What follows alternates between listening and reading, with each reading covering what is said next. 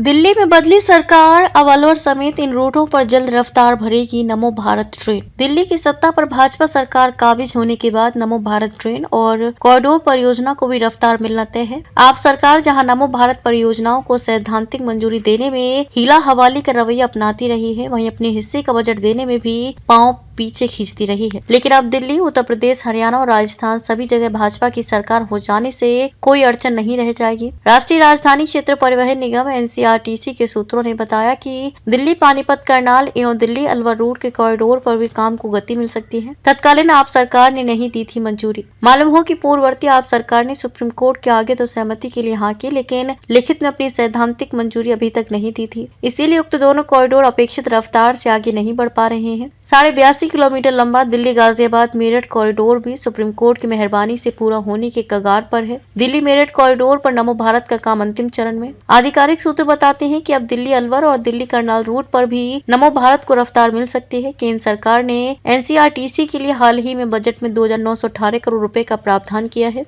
Delhi Meerut corridor पर नमो भारत का काम अंतिम चरण में है। दिल्ली अलवर रूट पर दिल्ली गुरुग्राम होते हुए शाहजहांपुर, नीमराना, बहरोड, एसएनवी तक नमो भारत दौड़ाने का प्रस्ताव केंद्र सरकार की हरी झंडी के इंतजार में है। उम्मीद है कि इस वर्ष नमो भारत का पहला कॉरिडोर पूरा होने के बाद दूसरे कॉरिडोर का काम शुरू हो जाएगा।